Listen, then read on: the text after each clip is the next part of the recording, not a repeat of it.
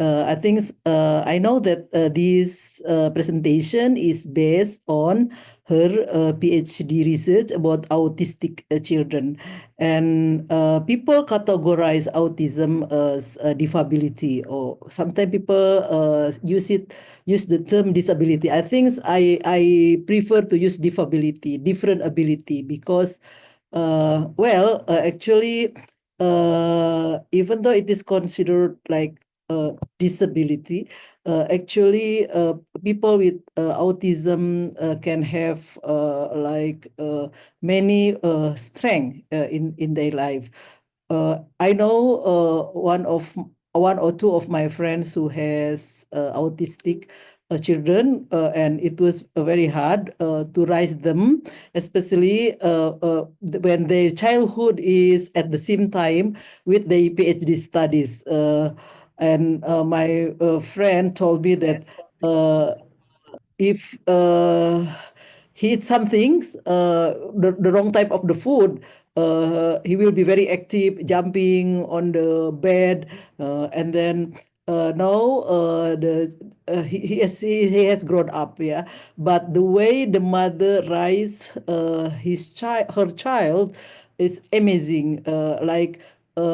She quit from one of her jobs in order to accompany her son when she started in his undergraduate studies, and at the moment he has completed his master, and he even there was time that the mom and her son went to Malaysia to present together about autism. So I think it will be good. Maybe I will contact her in order she can write her experience about raising children with autism, and it is amazing that now her child is already have a master degree and have work.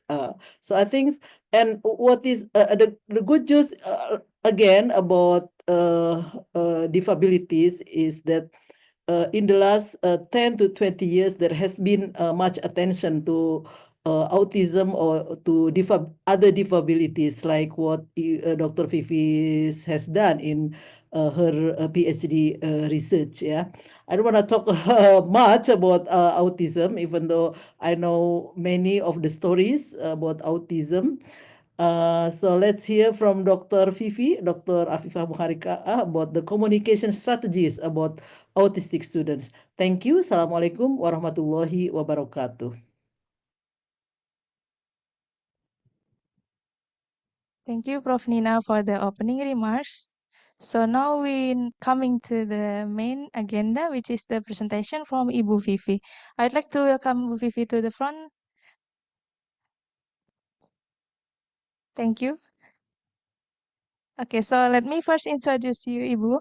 So Ibu Afifah Muharika is a new lecturer at our Faculty of Education, with the growing focus on inclusive education, neurodiversity, and second language acquisition.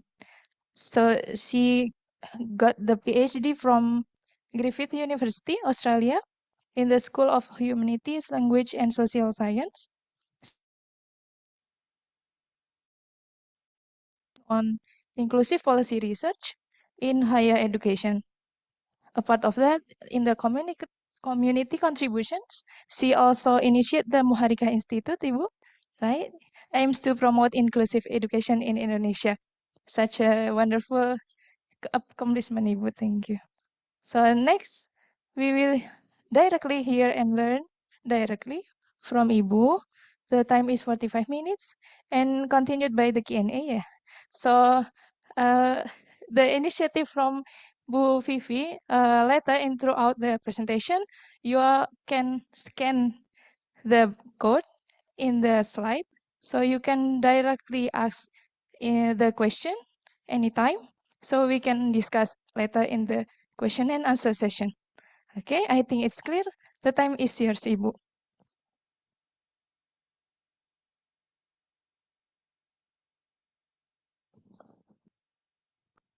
Thank you. Thank you so much, Mbak Naya, for the warm introductions about me. Okay, Bismillahirrahmanirrahim. Alhamdulillahirrahmanirrahim. Allahumma sholli ala sayyidina Muhammad wa ala ali sayyidina Muhammad. Rabbi shrah li sadri wa yassir li amri wahlul 'uqdatam min lisani yafqahu qawli. Assalamualaikum warahmatullahi wabarakatuh. Thank you so much for Faculty of Education, especially Ibu Profesor Nina Nurmila, for allowing me to present here, giving me chance to introduce the research interest that I have now. And thank you also for all beloved lecturers coming today. And also we have from the Faculty of Social Science, thank you for coming. And also our sir, and then the students, PhD and MA students also. Thank you for coming. And those also that attend the Zoom sessions, in the Zoom session. I think literally now I feel like the butterfly in my stomach. It's really like definitely it's like something flying here, but okay. Thank you also for those who have scanned the barcode and also answered the question.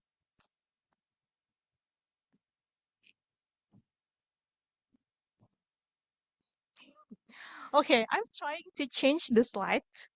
Let's see where is the signal is.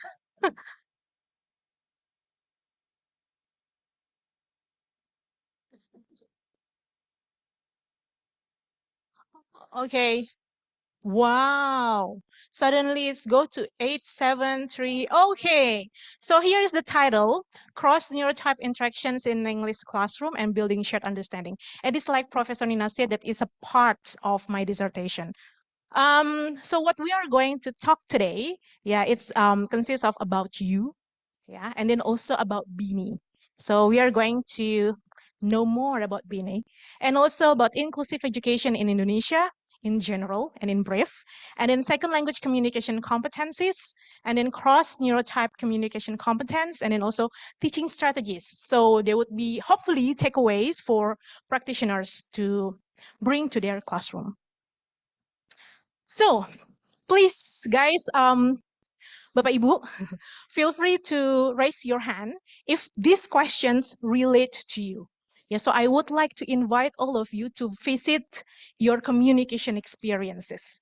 So please raise your hand if you have ever sat with a group of people and then someone in a group shares something and you know exactly what the person said because you shared the same language and everyone in the group laughed but you.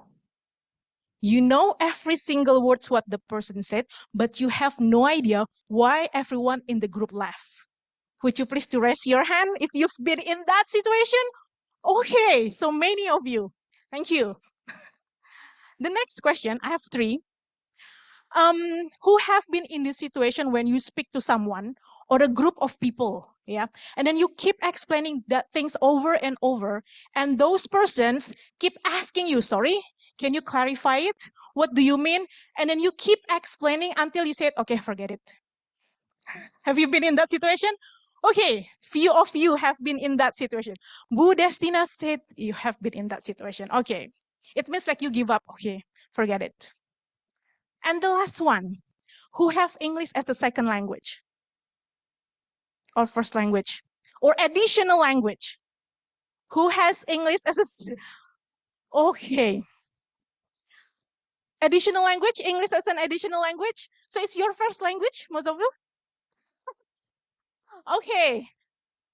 Yeah. So those three questions. When I say second language, it can be also additional language. So it's not your mother tongue or your first language. That's what I mean here. Okay. So that's why I invited you to visit that experience, because I want you to know about Bini, which actually have the same experiences like those experiences. So Bini is a student of mine in an English classroom in one of State Polytechnic in Jakarta. And then like you, he also experienced those moments. The moment of not understanding what people said, although he understand every single language that he said or the person's had, or the moment where he tried to explain things, but it's difficult for others to understand him. But the difference is, if you experience that occasionally, for Bini, he experienced, if not most of the time, he always experienced that. So can you imagine the feeling of being not understood or difficult to make people understand you, the feeling maybe not really satisfactory. So that's actually what Bini usually has. So Bini, like other autistic students, yeah, have unique brain structure. So not like other autistic individuals, Bini receive and process information differently from most of neurotypical one. So neurotypical one is like you have neurotype that are mostly dominant in the society. So for autistic one, they have unique structure. That's why they receive information differently and also process information differently from most of people. And in the online class that Bini attend, Bini is trying actually to make himself understood and also to understand others by applying several strategies. So it's not only others try to understand Bini or make them understood, but also Bini trying to understand that. And what kind of strategies that Bini usually use? For example, Bini try to give clarifications and also giving prompts and then repetitions and also try to giving examples, yeah, to clarify things. This is one of the script that I recorded from the classroom interactions in my dissertation. You see the simplified way, but if you see the original one, it's very long and then the silence is very long as well. Yeah, so this is only the simplified one to focus on the strategies that Bini use. Yeah, for example, when Bini talked to Lia, yeah, Lia is one of neurotypical one, so non-autistic one, neurotypical one. Lia asking about what is the phrase or the idioms or the verb, the expression of we're getting of the subject. And then Bini explained that. Yeah, at first, maybe Bini thinks that maybe Lia is only asking for confirmation whether the spelling is correct or not. That's why Bini said, hold on, okay, you are right. But actually, Lia is asking, no, I really want to know what does it mean. And then Bini explained that, what it means, yeah. Giving example and also repeat that and also clarify that using example. So that's one of the strategies that Bini used in the classroom. Other example, Bini also give processing, but Bini also interact with another autistic peer. So this is autistic and autistic interactions. So in here, Bini and Rudy, both of them are autistic. And if we compare the proficiency, it's actually Bini has better proficiency in English. And in here, Bini asking about the company, where Rudy come from. And Rudy said electrophone. And then Bini confirmed, oh, so you are the same group with Key. And then Key said, no, we are not in the same group. And then asking again, Bini, can you check your notes, giving prompt? Or what product is it in your notes? And then Rudy giving a very long silence. Long silence here is not like neurotypical ones, yeah, but it's like almost 15 seconds. Yeah, it can be 10 to 15 seconds, not 2 seconds or 3 seconds, but it's a long seconds. And then after that, Rudy, many seconds, long silence. And then Bini said, okay, I'll talk about my product first. So it likes Bini give a plenty time for Rudy to think, yeah, or yeah, to check the notes and then to reformulate for Rudy. So that's one of the time, giving processing time to conversation partner. And then as a follow-up, after that, Bini tried another way. Yeah, after giving the processing of the time processing strategy, he gave prompts, yeah, like what's your product, and then Rudy's finally answer car, and then Bini asking again what's the company, and then Rudy keep asking car, and then Bini asks again, is it Suzuki, is it Hyundai, is it Honda? Honda. So that's the prompt, very explicit, making Rudy can answer that, and also at least Bini can get the information that he looks for. Okay, another samples, yeah, this is between Bini and Heidi and also Lut. So this is triad conversation. So Bini said, I want to change our company logo, yeah, without the line. And then Heidi asked, sorry, no line? Why? Because I don't like the line. And then asking again, why? Because I don't like the line. So it's like the peer, yeah, Heidi, is asking more clarification and more elaboration. Why? You don't want, but For Bini, I think I already explained. I don't like the line, but why should I explain more? Yeah, so there is here expectation, yeah, from peers that when you say no, then you have to have a reason. But for Bini, I already give the answer. Yeah, so there is what we call as a challenges, yeah, in communication. Okay, so a little bit, oh, it's getting messy. Okay, but hopefully I can read for you. Yeah, so I'm going to explain for the from the theoretical perspective what happened in Bini classroom. Yeah, but before that, is that possible if we see the result of the Menti? Mbak Afra, is that possible to see the result of Menti? So we already talked about Bini, so we will compare whether you also have the same strategies or different strategies, yeah, from Bini. Okay, so this is the answer. When you don't understand in the conversation, some of you said that you are asked question, okay, ask for repetition, and then you're asking for clarification. So the same, yeah, like Bini, you use that. Ask again. Oh, it's interesting. Somebody say flat face and say, okay, then open new topic. Yeah, so it means you abandon that, right? Okay, just move on to another one. Yeah, okay. Okay, there are, okay, two persons asking for elaboration. I find answers on Google. That's so creative, yeah?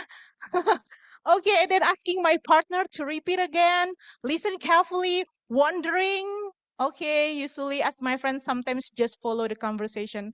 I will acknowledge my confusion. I smile, not wisely, then I ask politely for clarification.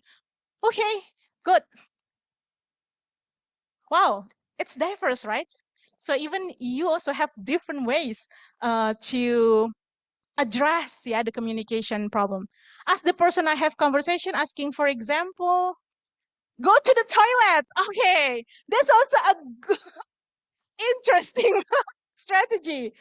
Okay, gesturing, just letting myself lost in conversation. Okay, I ask to explain.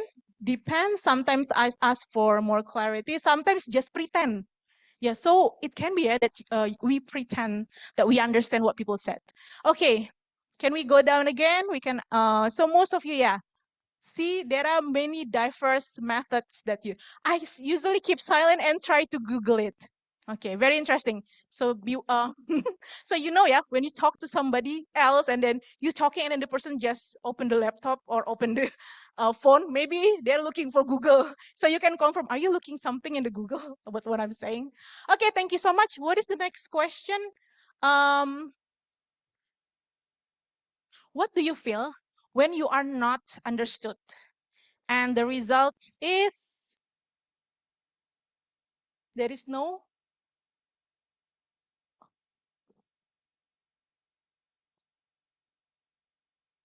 Really, the link doesn't work. Okay. Okay. What do you feel when you are not understood? Anyone feel annoyed here? Maybe you can raise your hand if you feel annoyed when you are not understood. Okay, you are. Okay, someone like this. Yeah, okay. Upset? Okay, upset. So, it's fine. Oh, they are so kind. Happy. Bucheri said happy, yeah? Powerful. When you are not understood, you feel powerful. Okay, so most of you answered annoyed and upset. Yeah, so it means it's not something good, right? That we are not understood by others. The feeling is not good. And the next question. How long do you usually wait after asking a questions before speaking again? So you talk something, you make a statement, and then your conversation partner, for example, do not respond. So how long you wait until you explain it again and you keep talking? Until 2 seconds. Thank you. 3 until 5. Okay, you are very generous. Okay, 6, more than 6 seconds. Okay, thank you so much. Oh my God, so understanding, yeah, 6 seconds. But actually based on research, but it's neurotypical research, yeah. It's usually average 1 second. People speak again. They notice that there is a problem after they wait until 1 second, there is no response. Oh, there is a problem, and they keep talking. but that's neurotypical research. Yeah, this is a neurodiverse one. Yeah. Okay, thank you so much. So that's about you and that's about Bini. And what is similar between you and Bini? You guys employ diverse strategies, yeah? And we also know that the feeling is not really satisfactory. Okay, let's go back again to a little bit about theory, what the theory says about that, yeah? So I will explain several terms that might be, some of you might be familiar already, but hopefully some of you also are aware of these terms. So there are two big circles here. We call it as a neurotypical and neurodivergent. So neurotypical are those who probably medically they are fine. Their structures of the brain are dominant and very typical. But for neurodivergent, they have different neurotypes. And neurodivergent can comprise of those with autism. Maybe Bu Cherry and Pak Lukman knows better about this, yeah. It can be autistic one or ADHD or someone with dyslexia or someone that hearing voice, yeah. Schizophrenic, they are also neurodivergent. And someone, probably some individuals were born with that. So that's become an identity. Like people with autism, people with dyslexic, they were born with that condition. Yeah, so that's neurodivergent, that innate. The conditions are innate and become a part of their identity. But there are also people who become neurodivergent because of accident, for example, yeah, like having stroke or having accident that affect brain. Yeah, so that's also neurodivergent. But maybe some people would be happy if that labels were removed because it means they can function normally like they were before, normal in their perception, yeah, before. So there are neurotypical and neurodivergent. And there is what we call as a neuro-separate space. So it's a space that consists of people who have the same type of neuro. So neurotypical ones, maybe mainstream school, consists of students with neurotypical only. Yeah, there is no neurodivergent. Or school that on special school that consists of autistic people, all of them autistic people. So it means that space, that school are neuro-separate also. Yeah, is it good? It's fine. Sometimes we need that. Yeah, sometimes we need a neuro separate space. Yeah, we know that there is autistic community as well in Australia. So it's a community that only invite autistic scholars to attend. Yeah, so that's also neuro separate space, and they need that as well. Okay, so in between neurotypical and neurodivergent, there is in the middle of that what we call as a neurodiversity paradigm. Neurodiversity paradigm, it means that we treat every people with different neurotypes as a diversity. So it's not disability, it's not disability, it is diversity. It's like people with curly hair and then straight hair. So that's also with the brain type, neurotype. So autistic, ADHD, and neurotypical are same. It's just a diversity. So that's what we call as a neurodiversity paradigm. And then there is also what we call as a neurodiversity movement. So that's a movement usually actually campaign to promote to see autism as not as a disability but as a diversity. And there is neurodiverse and then cross neurotype, neuromix. Yeah, so in one space here, maybe some of you are ADHDs, dyslexics, or maybe you are neurotypicals. So we are probably in neuromix space. And then there is also neuroshared space as well. And what we are Bini's classroom at the time is a cross neurotype because the teachers only identify two types of neuro in the classroom. There are students with autism and students with neurotypical students and autistic students. Are neurodivergent autistic? No, yeah. It can be that you are neurodivergent, we are neurodivergent, but we are not autistic. ADHD is not autistic. Yeah, dyslexics also not autistic. Yeah, so it can be not always autistics, but autistic are neurodivergent. Yeah, so that's the term that maybe I will use. Yeah, so Bini neurodivergent, and then Leah is neurotypical ones, and then they are in the neuro mix or cross neurotype classroom.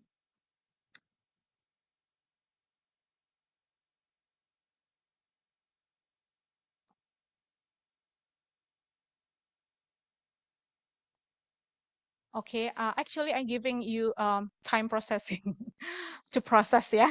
Okay, so here it is. I think it's supposed to be before it. Okay. Yeah, so a little bit about when we're talking about neuromix space, we're going to talk about inclusive education. So in brief, yeah, about inclusive education in Indonesia. So it starts from before 1945, before our independence. So the first special school is established by the Dutch and missionaries, and it's based on charity model. So people, not cherry, yeah, but charity model. Yeah, so because people are they see it from pity, yeah, pityness, so they feel pity on those persons and they make a school for them. And then in 1977, the presidential instruction number 10 1977 on special education, so they categorize school into school A, school B, school C. So school A, for example, focus on those with blind students, if I'm not mistaken. And then there would be special school for autistic students, special school for deaf students, yeah. So the school are categorized based on medical condition. So that's why it means that they're seeing from medical model. And medical model is actually the opposite of neurodiverse paradigm. Medical model see autistic as something to be fixed, something to be cured, while neurodiverse paradigm see autistic as it is, yeah, as an identity. And then there is adoption of the Salamanca Statement, yeah, and then it affect the national education systems, and also law number 19 about human rights model. So there is a shift from medical perspective into social perspective. So it's again not about that we see students with disability from medical perspective as the one who needs to be fixed, but as but seeing them as the one who needs education as their rights. Yeah, so they access the education because of their rights. And then the newest one in 2020, the government regulations on inclusive education implementation, it's giving a guidelines for practical implementation in school. And I think law number 8 is the core of the law. Yeah. So in 2016, it's special law for persons with disabilities. It regulates how the education should be given for people with disability, and it should be in inclusive mode. It means it's supposed to be in neuromix space. Yeah, that's the suggestion from the law. And now we are in there. Yeah, we already in stage to see that disability as a social model of disability. And going back again to Bini, yeah, because Bini, Lia, Rudy, they are in English classroom. So maybe we will talk when we're talking about communicative competence in second language, yeah. So what does it mean by competently communicate in English, yeah? So there are here Celsius communicative competence. Actually, it's evolving from Chomsky, who only believed that communicative competence, it means you are good at grammar, and then change it to Hymas, and then now it's the newest one, is Celsius. So in the middle, there is a discourse competence, and then it is affected by formulaic competence, interactional competence, linguistic, and also socio-cultural competence. But this is individual. In interaction, of course, your communicative competence meet your conversation partner's communicative competence. And problem happens not only because you lack on one area, but also because your conversation partner might also have challenges in other part of communicative competence. That's why in interaction competence, we believe that communication breakdowns happen in second language, not because of one person, but also because of people that involved in that group. So at the time, this communicative competence comes up by comparing native speaker and second language learner. Yeah. So when they have a problem between native speaker and non-native speaker, people always blame that it's because non-native speaker or because the second language learner. But it's actually, that's also because native speaker might not understand the communicative strategies that non-native speaker or second language learner use. So maybe you don't need to feel, what is it? Maybe you are amazed that some native speaker even learn English because they want to communicate globally. So they have to leave their norms and then learn about what they called as a word English. Yeah, word English. So whose norms actually? When we said that you are good at English or not, but whose English? Yeah, is it native speaker norms? Or is it second language speaker? Is it neurotypical one? Or is that neurodivergent? Just say we said, okay, we use native speaker norms or we use English, word English norms, but which one? The neurotypical one or the neurodivergent one? So there would be more questions again, whose norms that we use when we're talking about communicative competence. As you can see here, this is Kachru's 3 circles of English. So in the middle, there is inner circle. That's the English that belong to native speaker norm from UK and from US. Yeah, so that's the norm of them. The grammar and then the socio-cultural refer to those countries. And then in the outer circle, there is Singapore, Indian, who have English as a second language. Maybe you will find some words from India, like prepone.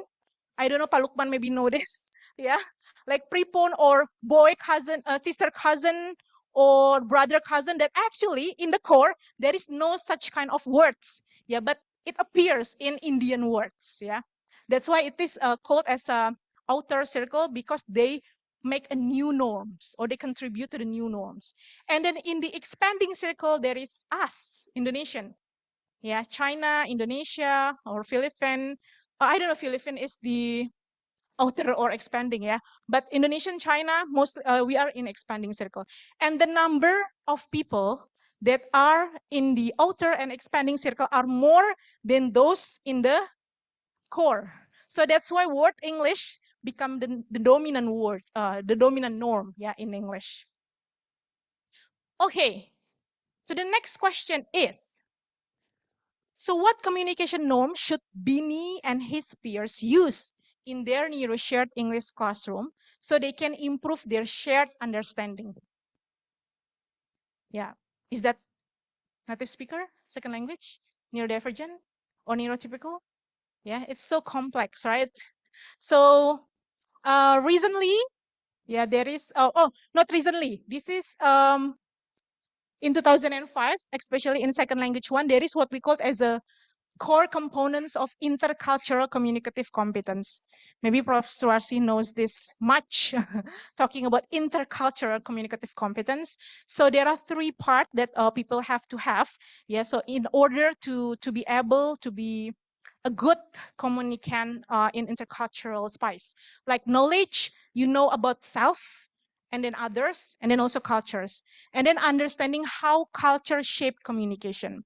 And then the second skill is how you interpret and then relate across cultures and discovering and interacting in real times, and then also reflecting and directing on learning. And another one is attitude. I think it's a French maybe, yeah. Pak Andar maybe knows how to read that. I don't know how to say that, but I think it's a French, yeah. So attitude, yeah, it means that openness and curiosity towards others, willingness to suspend judgment, so no judgment yeah, when you have a conversation with people from intercultural communication, intercultural space, and critically engaging with both other and own culture. So in other words, it's about you know yourself, and then also about the conversation partner. That's intercultural. And this relates also to, in the autism field, we know what we call as a double empathy theory. It's another empathy theory, Bu Cherry. This is double empathy theory and also theory of mind. So autistic individuals were conventionally they were seen as people who have difficulties in understanding others' mind. So Baron Cohen, in his theory of mind, said that people with autism has limited challenges to understand themselves. So if they have difficulties in understanding themselves, how can they understand others? And how can they involve in intercultural communication? So that's what Baron Cohen said about. That's why when there are 2 people, autistic and non-autistic, having interaction and there is a problem, the blame is always on autistic ones, because Baron Cohen and colleagues believe that it's because autistic one cannot understand himself or herself and also others. That's why the problem is always on that person. And then, however, the newest theory, Yeah, try to encounter that.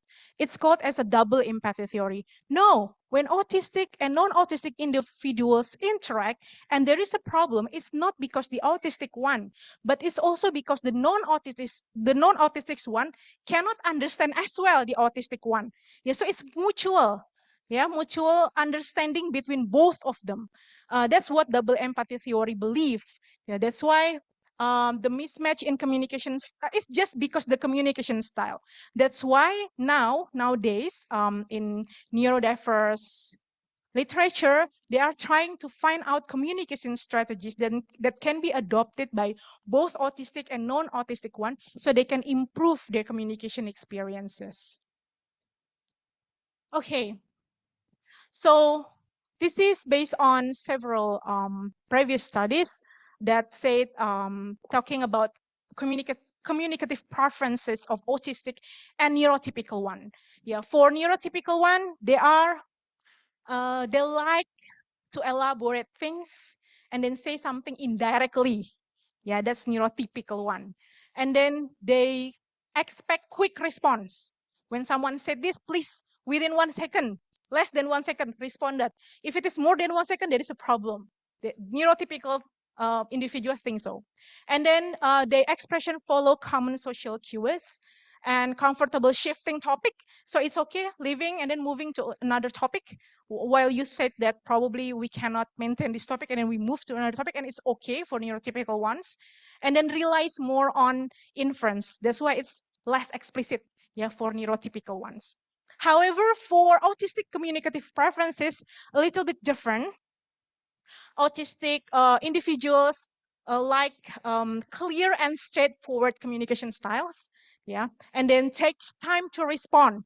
Rudy, Bini's friends, Bini's peer in the class, he has almost 6 until 26 seconds waiting response. So can you imagine 26, yeah? And only several peers that can wait until 26 seconds. Before they keep talking. Because if you talk again, there would be more information to process. And then more again. So that's why wait until the person responds. Yeah. And then enjoys deep focus on topic. So they like one topic only on one moment. And then ask directly for clarification. If they don't understand, they will ask directly to you. But maybe neurotypical will feel uncomfortable if they want to show their non-understanding. Yeah, that's why some of you said pretend to understand. Yeah, maybe because you don't feel comfortable to show that you don't understand. But for autistic, sorry, I don't understand. What do you mean? They will ask directly, and maybe people will think it's quite rude a little bit. Yeah, but no, it's their preferences.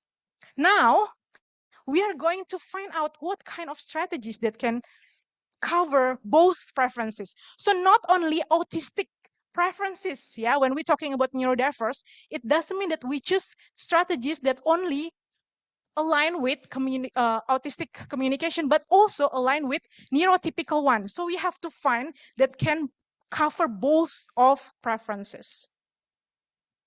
So, Stones, yeah, the name is Emily Stones, provide or propose an idea that is called as a cross neurotype communication competence. So if in second language, there is intercultural competence, in here, there is a cross neurotype communicative competence. It means that there are 4 idea in here, 4 notions. So if we select strategies, we have to follow this at least 4 of this. Yeah, the first is interest system, the second is sensory sensitivity, and the third is affect displays, emotion. Yeah, and the last one is the social interactions. I will discuss one by one. Yeah, for example, the interest system here. This is a practical thing that we can adopt. So student chosen case studies, yes, it means that learning feels more personal. So the students can pick favorite product or brand, then share it with the class in a short presentation. So when we involve Bini and Leah, for example, and Rudy, we can choose a case study that asks them to share their interest as an initiator for communication. And then we can also having shared interest forums, yeah, like using Padlet or Google Docs to post hobbies or interests and then connect these to class topics, yeah. And then also we can have rotating interest anchor, yeah, in which that the students bring an issue, example, or news item they care about, and then everyone get turns to talk about their interests. So we can bring this interest to our class if we are lecturers or if we are a teacher, yeah, to initiate a more neurodiverse friendly space. We can use this one. And then we also have to deal, or we consider about sensory sensitivity.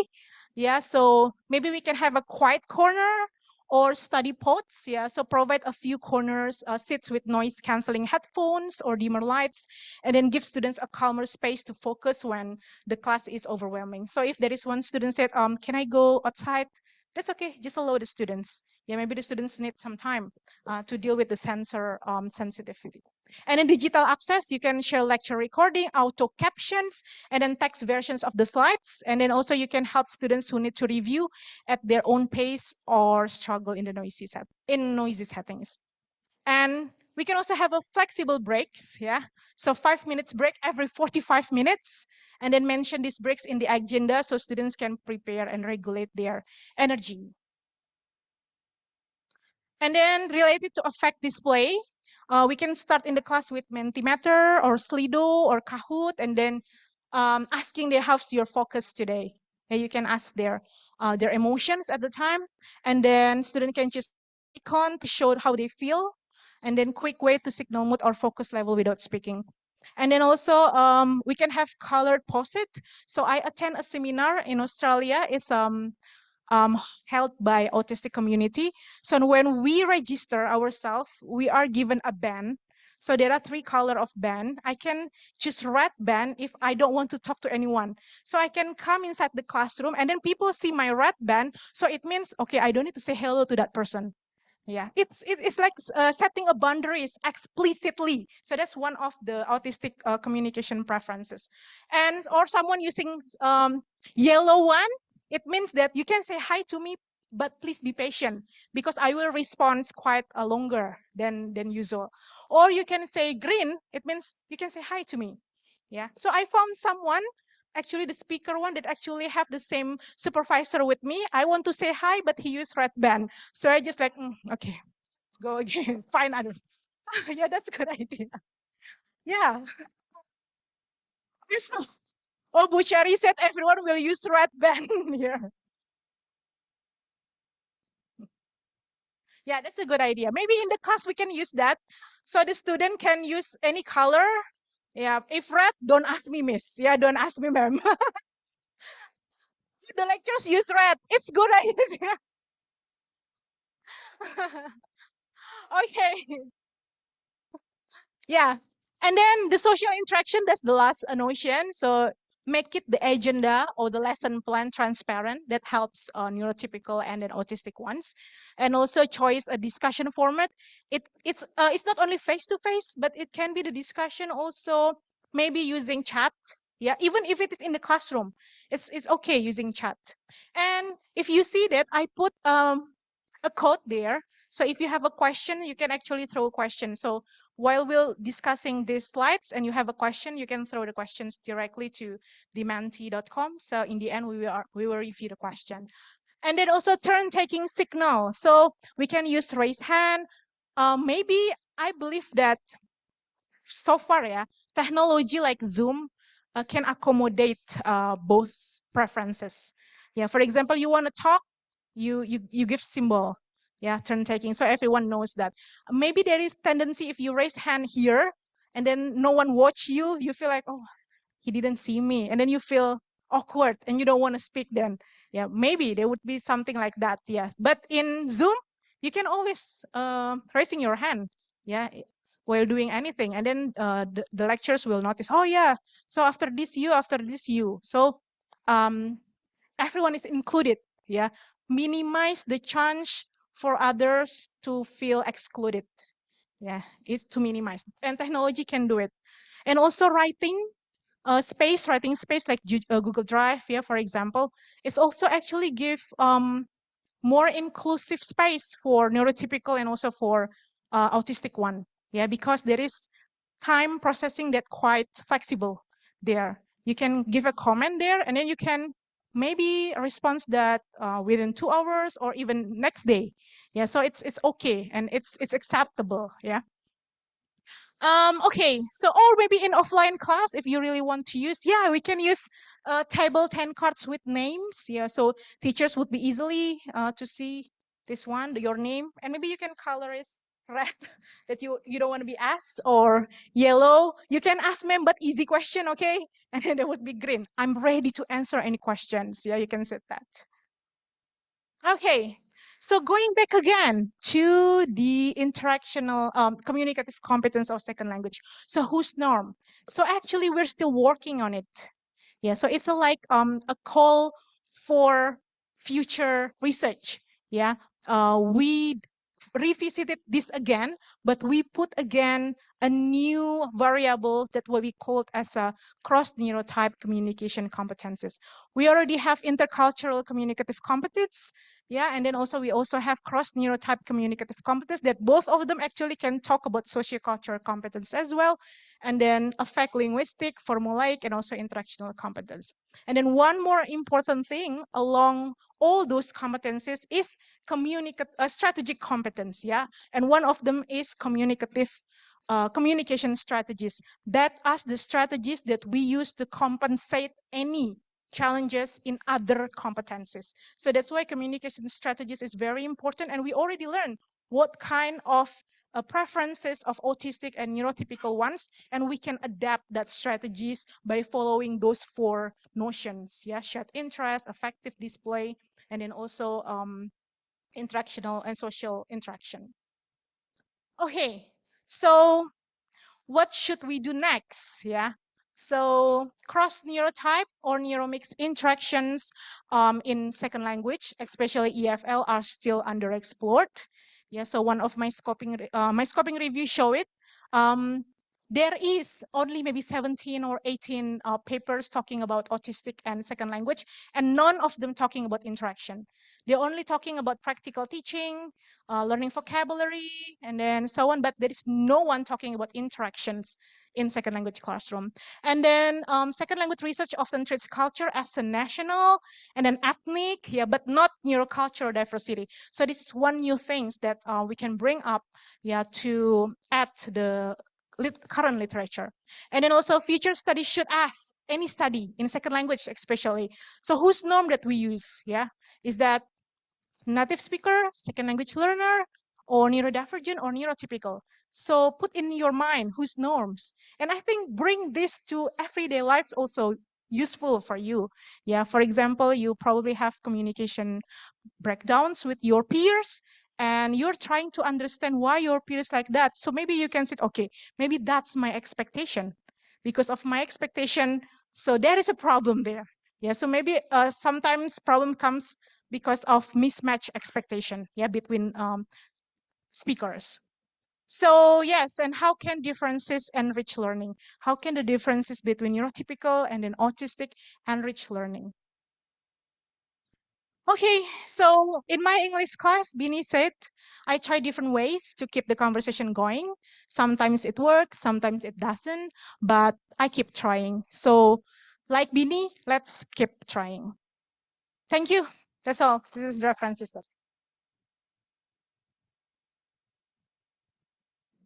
Oh, sorry.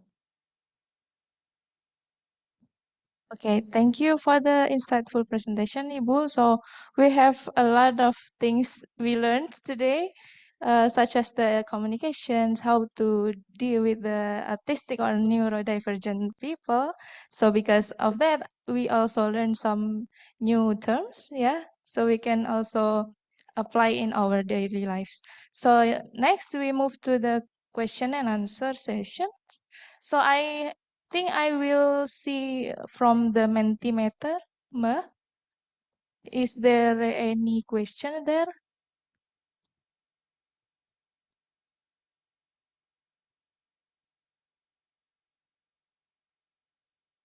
Okay, if no, we invite you to directly ask.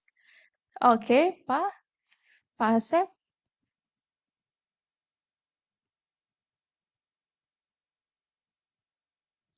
Okay, thank you so much, Bu Afifa, for your insightful presentation. My name is Asep. I am from the Faculty of Social Science, and I think you deal with two things that, in my opinion, is quite elitist. The first thing is English. We all know that English is not first language, and some of us need to pay a lot of money just to speak and learn English in private class or something like that.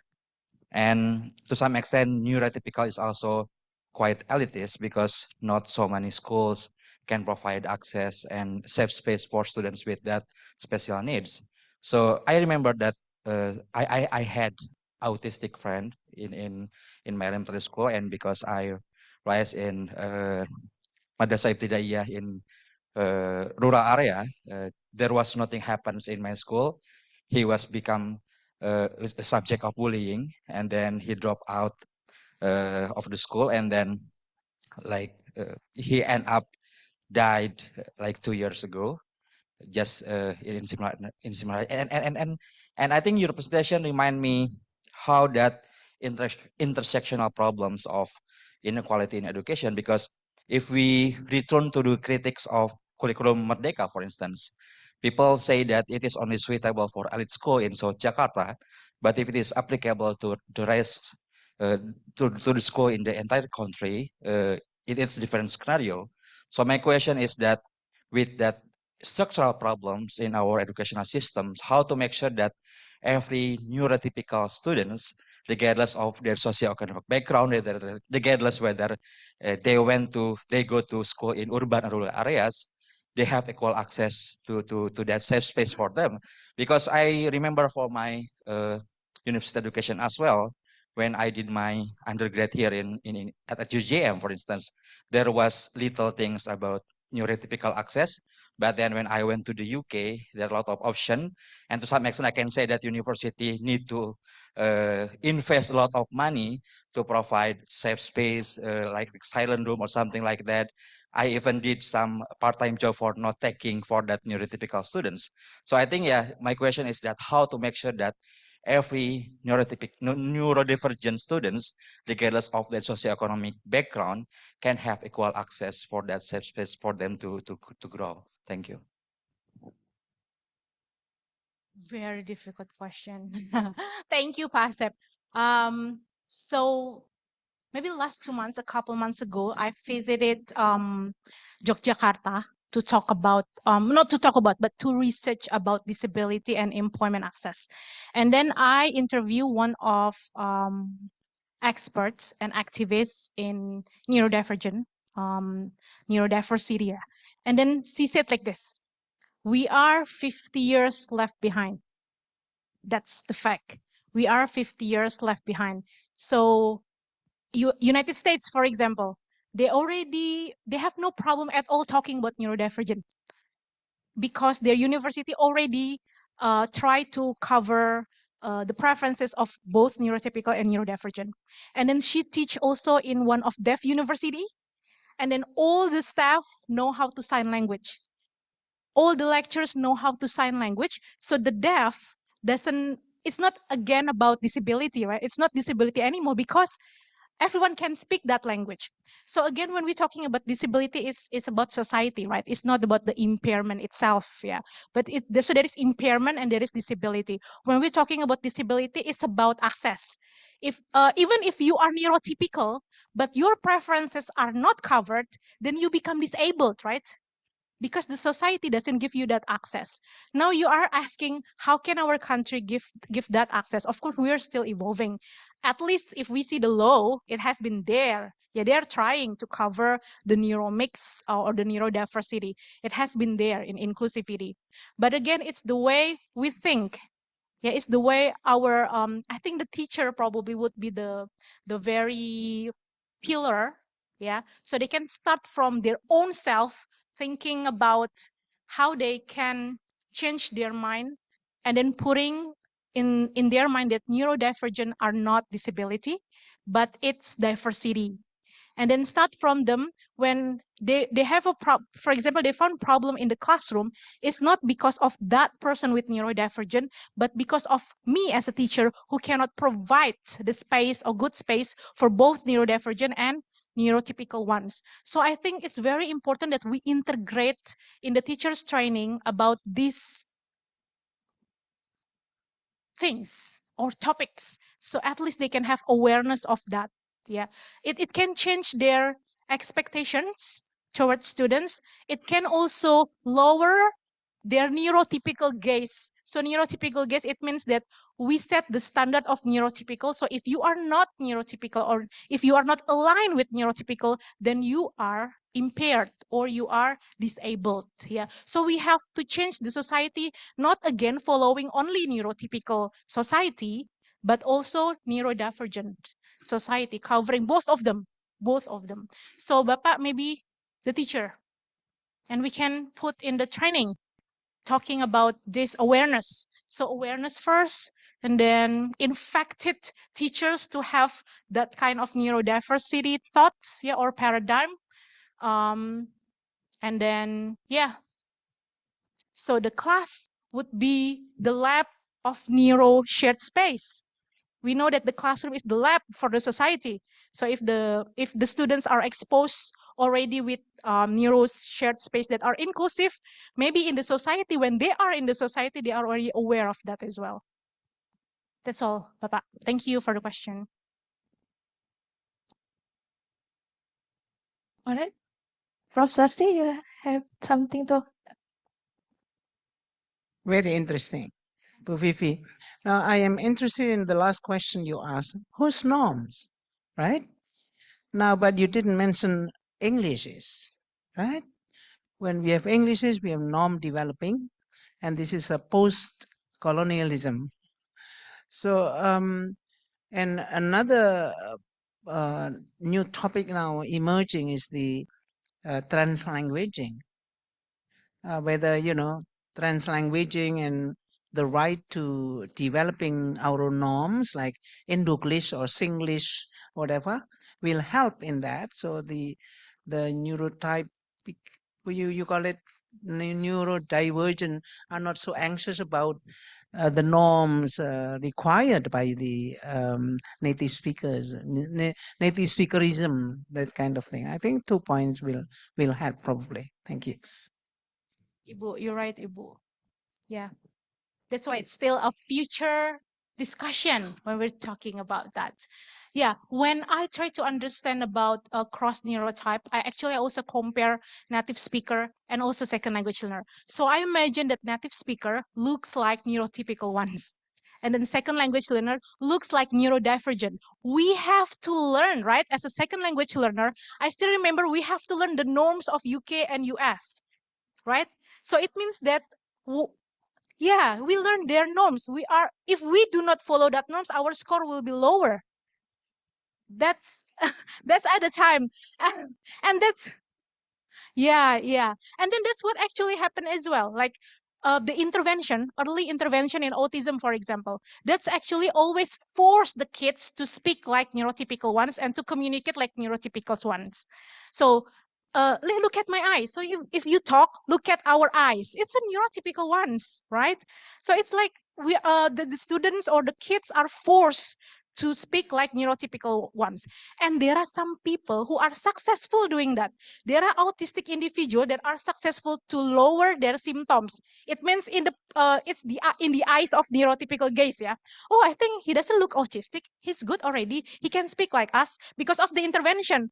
But if we ask directly to that person, he will say, I'm masking. So it's a mask. It's a masking. I pretend to be like neurotypical one so I can fit in with the society, so I can be accepted like that. But if you ask me whether I'm autistic, I'm autistic. I still like steaming. So there is one paper. It's an autoethnography. So he's a lecturer in UK, if I'm not mistaken. So when he said that COVID-19 is like blessed in disguise.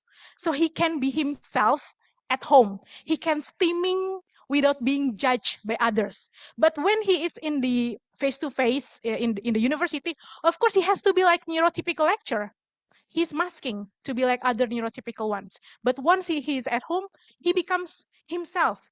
Yeah, he's stimming and then flapping, trying to deal with sensory sensitivity and so on. So he become himself. So if you ask whether like translanguaging, there is bridging from our culture to the culture that we are learning. Actually, neurotypical and neurodivergent now are forced to do that, Ibu. Yeah, they are forced to do that. They are forced to be like neurotypical ones. Because they want to fit in. The purpose is diverse. It can be financial things. For example, I want to get a job. I want to be accepted in the interview, so I have to speak like neurotypical ones, yeah. But it's not themselves. So that's why there is neurodiversity paradigm, and there is separate space. Only autistic one in the room. They can be themselves. They can stimming by themselves, and no one judge. That's okay. It's processing. Yeah. But if we are here, suddenly I stim in front of here, you will like what happened to that person? Yeah, you will look at me like, what happened to that person? But if everyone already has neurodiversity paradigm, when you look at somebody here in front of the room, for example, rolling, you will just like, oh, okay, that's fine. Are you okay? Is it okay? No, we can talk. Yes, then we talk. So there is no judging. I think the key is judging, the judgment from neurotypical ones that hurts them so much. That's why they want me. Thank you, Ibu. For Pak Furqan? Yeah, thank you. My name is Furqan. I'm the second batch of PhD, Faculty of Educations. I wrote a paper talking about the growth of neural or the brain growth of the kids learning foreign language, including English. And I really want to look for what your contextualize this issue in the language teaching, especially for the second language teaching. Because in my studies previously, I concluded that the more foreign language we learn, the better growth of brains of the kids. And talking about the cross-cultural understanding, when we learn English, for example, then there's a switch norms of the native language of English, for example. As Prof. Suwasti stated previously, sometimes we have different cultures compared to Indonesian and also Western or the native language of English. Then their culture also influence the behavior, the way how we cope with the problems, the way how we cope with the situation, interaction as well. And I also assume that there is the elements of cultures involving in the development of the growth, especially once we want to be recognized as this, the neurotype, then because of the standard of the cultures, then we follow the standard of the cultures.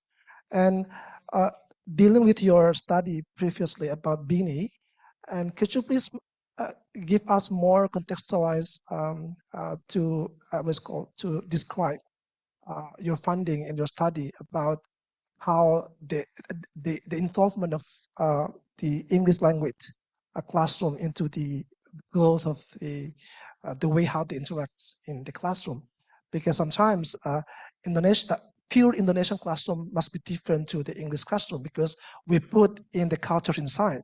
Once we teach English, we also put something beyond language, but we also teach about the cultures because there's a cross-cultural understanding inside the language. So could you explain more on that? Thank you. Thank you so much for the questions. It's like double cross, yeah. There are a lot of crosses there, yeah. Culture, English, Indonesian as well, and then neurotypical, and then also neurodivergent, like in my classes. There is maybe I will describe a little bit about the context first. So this class is college students, so most of them have IELTS. The average of the class is 5.0 IELTS. So they already have a good English. Actually, they have a good English. There is one autistic man named Rudy. He doesn't finish the IELTS. So we cannot figure out actually his actual proficiency because he doesn't want to finish the test. Maybe at the time the test provider that we use doesn't accommodate his needs. That's why he doesn't want to finish the reading and also the listening. But the speaking, he responds, but because it's a long process. So Rudy needs more time to answer. Maybe the proficiency is considered low by the examiner. That's why we cannot really find out his proficiency, to be honest, at the time.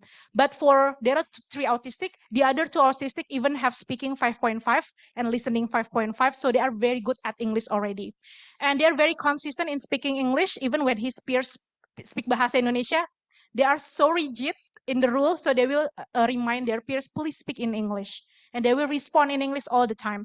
They even remind their lecturers when the lecturers shift the order of the grouping so they would supposed to be the 3rd activity, and then the teachers change into 2nd activity. One of the student, Bini will remind the lecturer, sorry, we have to do the 2nd first, then the 3rd one. So because of the routine and then also the transparency, so they already learn about that, and then they really stick to that. Yeah, that's the context of that. And then most of the neurotypical peers, they ask me like, not only asking me, but they also ask Bini directly, like, how can you learn English so well? Because their English is so well. And then it's the question that Bini never answer. Bini always ignore that question. Maybe, I don't know why. Yeah, I don't know why. So when the friends asking why your English is so good, Bini never answer. But when I know from the parents that Bini speaks English at home, so he decided to use English rather than Indonesian at home. Yeah. So also the other one, the second autistic one, also read and then speak in English rather than in Indonesia. I don't know why. But when we're talking about culture, there is one specific moment that I captured in my video at the time. So they are making dialogue about customer service and then customer. So this is the autistic one and non-autistic one. They are designing a dialogue. And then in the end of the conversation between customer service and also the customer, the neurotypical peer said like this, okay, we say thank you, and then said, thank you for waiting for so long. We don't mean to blah, blah. So there are a lot of explanation. And then suddenly, Bini said, what? Just say thank you. Just say thank you. It's already. No, we have to explain because they wait for us so long. So we have to explain thank you and then explain and then thank you. No. Just say thank you. So there is it's cultural. It's not English proficiency. Both of them are very good, but it's about culture, right? In Indonesia, they feel inconvenient when making people wait so long and then so on. So that's why the customer service want to say thank you and then sorry for waiting so long and then we can provide you blah, blah. No, Bini said, just say thank you, that's all. So that's a culture as well. So there is communication breakdown that is caused by cultural things, and it's not belong to what we call as a UK or US. It can be Indonesian, very Indonesian. Don't talk too long, just say thank you. So that's one of the cultural things that is in Indonesia, but it's brought into English in the classroom.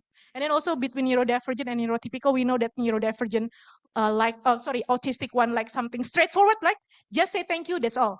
That's straightforward. But for neurotypical, we have to explain, elaborate, and then so on and so on. So that's one of the context that I can give further. Thank you. All right, thank you.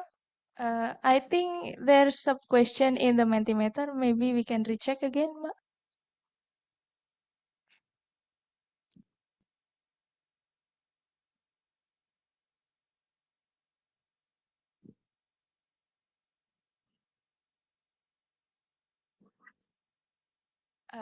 Wait, yeah.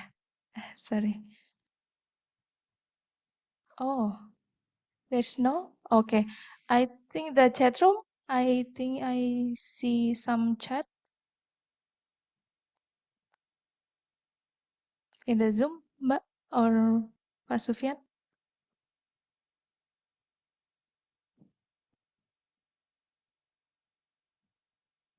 Yeah, maybe if we are waiting. Yeah, okay.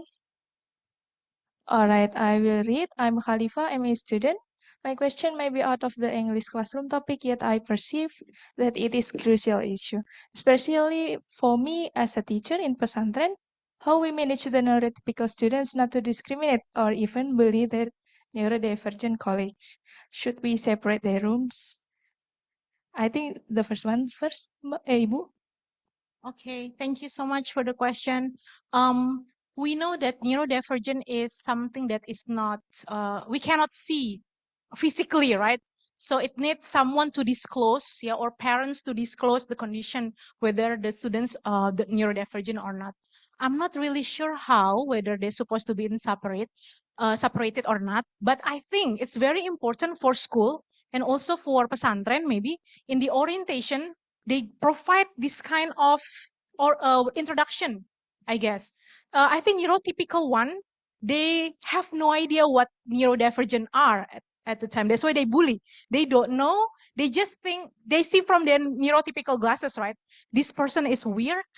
Yeah, he's a messy, for example, ADHD students maybe a little bit messy would be, and people will think he's so messy, he must be very lazy, he must be very, so there would be judgment. It's neurotypical judgment, and bully usually comes from that because of the neurotypical glasses that they use. Yeah, so I think it's very important that we provide them glasses or lenses through awareness campaign, yeah, or seminar in introduction, I think, before the school. Yeah, like when I did my PhD, before I took my data collection, the ethical board at the time asking me, how can you make sure that the autistic and non-autistic one do not verbally bully each other?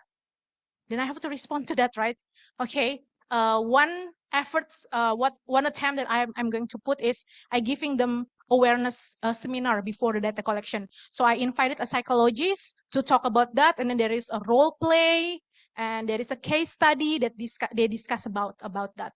So that's why actually the students already aware that, oh, in this class there are neurodivergent, but they have no idea who. But at least they are aware, or this class is neurodivergent. So I think increasing awareness through that, and whether it is separated or not, again, I think it depends on the situations. Sometimes separated space is needed. Sometimes it's required, but sometimes more important thing is increasing the awareness about diverse shared space. Hopefully it answers. All right. Mbak Khalifa, I think you can also typing if whether you are already clear enough. I think from the audience first.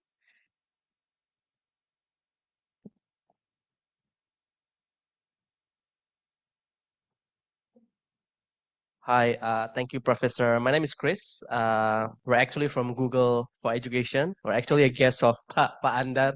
Thank you for inviting us here. So, actually, at Google, we're developing a lot of education products that that what you mentioned have some value of inclusivity and accessibility, right? So, for example, if you use some of our product like Google Docs, there's like a voice to type or text to speech which can accommodate student with special needs, right? For example, an autistic student. Even as we speak right now, we are using some of the accessibility features like captioning, for example, or even texting online. So I'm wondering, because we are industry players, we develop a product that we hope can give an impact towards education. But I'm wondering if any in your dissertation, have you ever measured the impact of technology in education in the classroom? Of course, the impact might be positive, of course, but to what extent it helps students perform, or to what extent it actually give a difference in the classroom? Thank you very much. I hope it makes sense. Yeah, thank you so much for the question, and welcome to Triple IU. Yeah. Yes. Oh, Okay. My dissertation at the time, I recorded through Zoom because I took the data during COVID-19, and there is what we call as a modality in communication. So Bini, for example, when he tried to explain things and then peers cannot get it, or he cannot get it what peers said, he will say straightly say, just type. So switch into, maybe the pronunciation is not clear, or or trying to explain, but Bini or peers cannot understand. So just type. Can you type? Can you type? Or can you copy and paste? Can you send the file? So it's the multimodality. I think technology has a very potential, yeah, to provide inclusive communication medium for neurodiverse shared space. Yeah. So I'm doing not one of my paper that now under revision actually. So our revision is under review. I'm working with autistic researchers. We are doing autoethnography, collaborative autoethnography. So autistic researcher and also me, and then also other two neurotypical researchers. When we design, when we choose the medium for us to communicate, we choose Google Drive at the time because it covers the preferences of the autistic researchers and also cover some of neurotypical researchers who are very busy because they need time processing more time processing to response. Yeah. So I think yes, technology has potential, big potential to provide a more inclusive communication. And thank you, Google, for providing some device apps or that can support our teaching as well. Yeah, Google. Yeah. And there is actually, when I said about double empathy theory, now there is what we call as a triple empathy theory. So triple empathy theory is very good, suitable for stakeholders or for provider or for a policymaker to develop a device or develop program or develop policy that can cover both neurodivergent and neurotypical. So if neurotypical and neurodivergent, they are double empathy to understand each other. So there is from outside perspective that's called as a triple empathy. So they try to understand both of them. I think hopefully you can adopt that triple empathy problem to design a new invention probably. And also for teacher, yeah, especially policymaker. Thank you. Okay, thank you. I think the last question from the Zoom from Mahmoud, PhD students. If we look at today's classes, mostly in English language education and expanding circle countries, heavily focusing on linguistic competence as opposed to communicative competence, isn't it create an effective filter to neurotypical and neurodivergent students? If yes, how do we deal with it, especially from a second language acquisition standpoint? Okay, I myself personally will think, yes, it could be. It could affect our affective part, yeah. And the answer probably, Mahmoud, you can find yourself as well. Do you think it affect your emotion? Yeah, your affective filter. You said, yeah, affective. I think it's Krashen talking about that as well, yeah, Bu, yeah. It's long theory, Krashen, affective filter, something like that. Yeah, yeah, yeah. And how we deal with it, especially from a second language acquisition standpoint. I think the key, one of the keys again, intercultural competence. Yeah, that we already have in second language theory, intercultural. So we involve a cultural perspective as well, understand self and understand others as well. So it depends again, who hold the power. The power, it means who hold the power in the classroom, right? So yeah, who has the power in the classroom? If the lecturer is probably focusing on linguistic competence, then yeah, you will be judged based on your linguistic competence, right? Yeah, but if you have lecturers, for example, those from Faculty of Education, Triple IU, it's going to be a different story because we are very intercultural, having intercultural perspective. Yeah, so it really depends on who holds the power, and I hope that you as a teacher, Mahmoud, when you hold the power, you can bring a new norms, yeah, what we call as an intercultural and also neurodiverse paradigm into classroom, so you can lower the affective filter. Yeah, thank you. All right, thank you so much for the thoughtful and active participation from the audience. All right, so yes, after this, we are not closing the session, but we have a quiz first. Yeah, from Bu Vivi, she has a quiz from us. So the top 3 ya, Ibu? The top scorer will be having a gift from her. So let's start the quiz.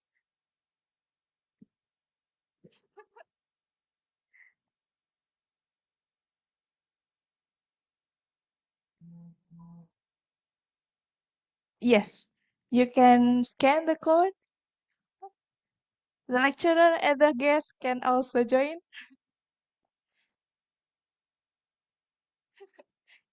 It will be 6 questions.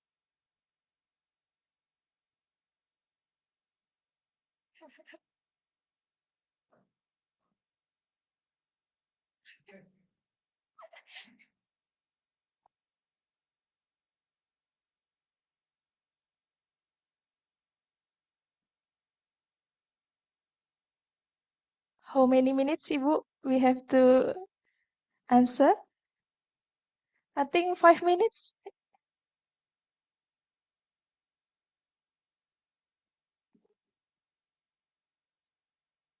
Oh, there's around. Ibu. Yeah.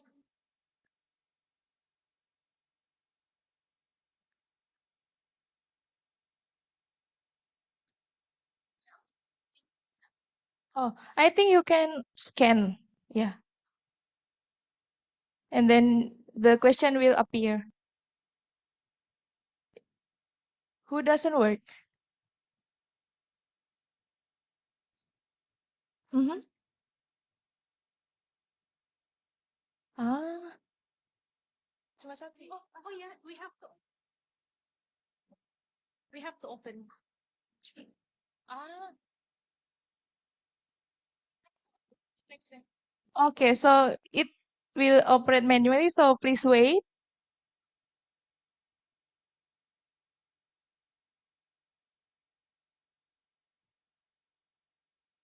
Yeah, wait for the slides to.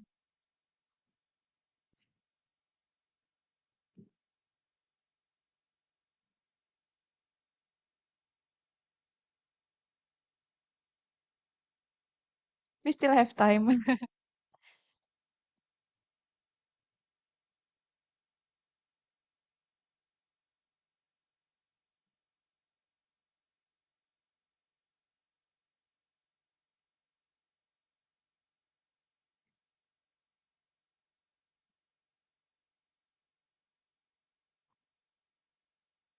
I think we have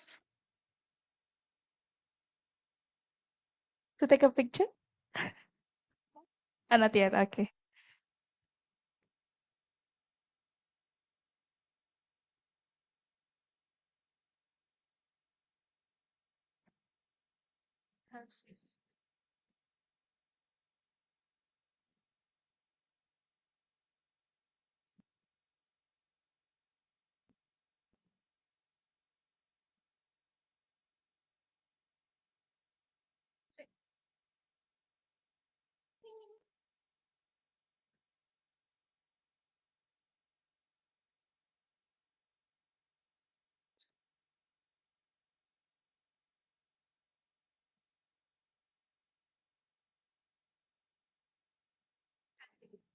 All right.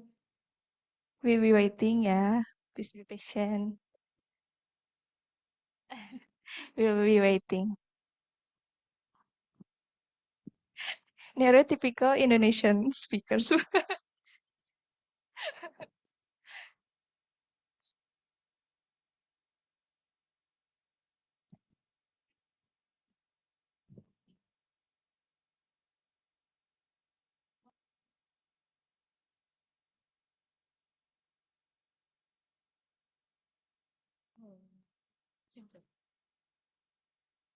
Maybe I have to open my phone.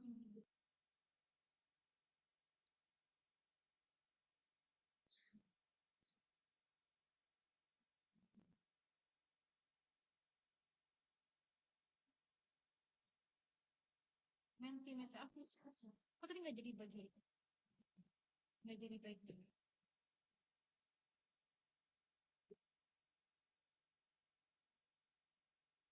Oh, bisa sih.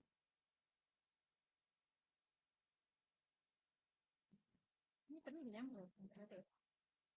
Kenapa ya? Nanti. Oh, ya.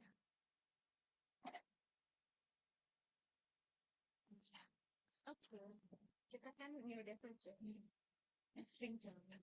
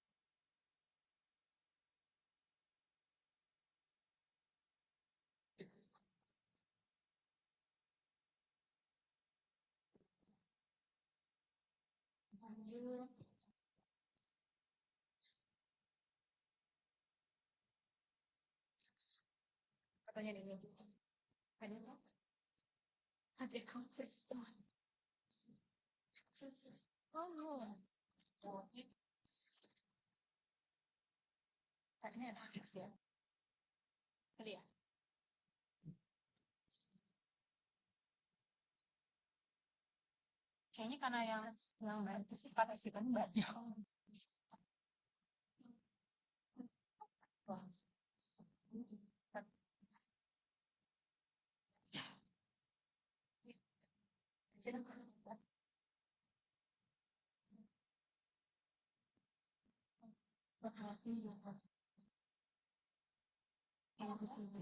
Oh, gimana?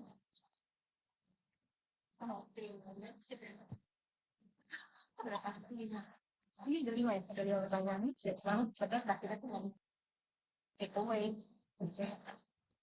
Okay, because there's a misconducting Mentimeter, so we will read the question and you may type or answer in your phone or book or something, and then we will call some of your correct answer, and those who are fastest will get the gift. Is it make sense? Yeah. Oh, okay. Just raise hand. Those who fastest, yeah, will get the gift. Maybe how many questions, Ibu? We have 5 questions, right? Okay, so the first one, yeah, I sorry. So just a small snacks from Jogja as additional gift. Okay. All right. So the question is, in intercultural communicative competence, whose English counts as a valid? A. Only inner circle native English. B. Only British and American English. C. All English that achieve understanding. Or D. English spoken without pauses. Pak Furqan. C. All right. Yay, we got the first one. And then next, this is okay. What is the double empathy problem? A, only autistic people misunderstand. B, both autistic and neurotypical people may misunderstand each other. C, it means autistic people lack empathy. Or D, it happens only in intercultural settings. Pak Furkan, you cannot answer this one. Okay, Pak. B, both autistic and neurotypical people may misunderstand each other. Do you agree all? Yes. Yeah, we got the second. All right. So I need help to write ya, Mbak. Who's the Indonesian neurotypical? Okay. The third, the following are part of cross neurotypical communication competence that the teacher can adapt into strategies, except A, managing sensory sensitivity, B, encouraging structured or unstructured interactions, C, focus on the neurodivergence interests, D, supporting different affect display. Agus. C, all right. You are correct. Okay. Woo. I'm excited. All right, two more questions. Thank you so much, Pak Andar and the team of our Google. Thank you. All right, the fourth, be prepared.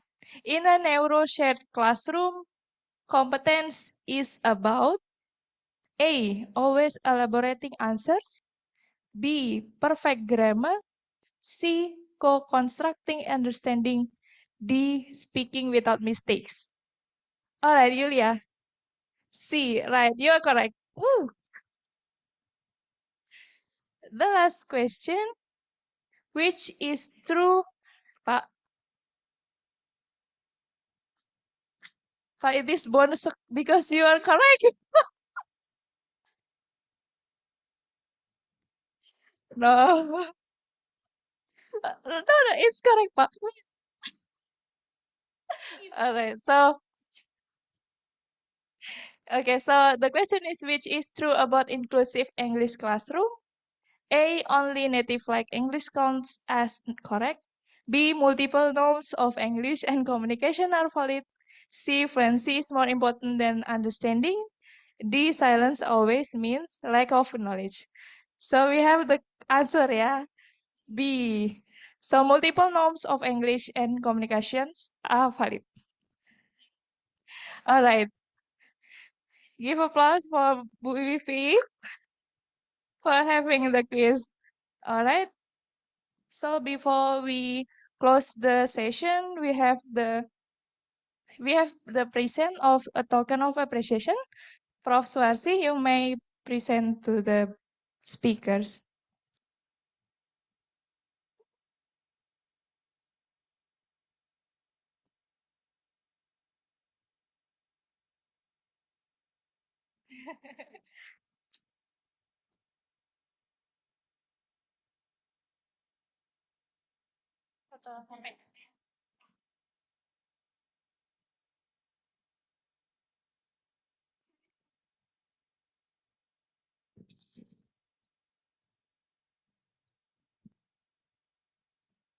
All right, yes.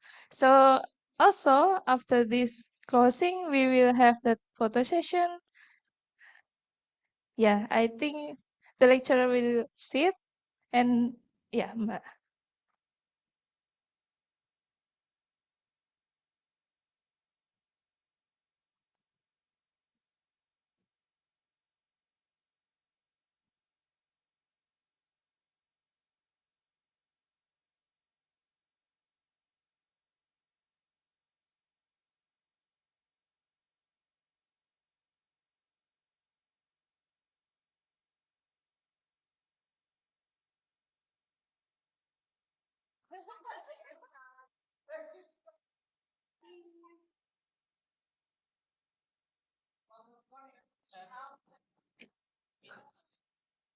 Thank you, Ma. So those who correctly answer the quiz, and you may go to the front to accept the gift.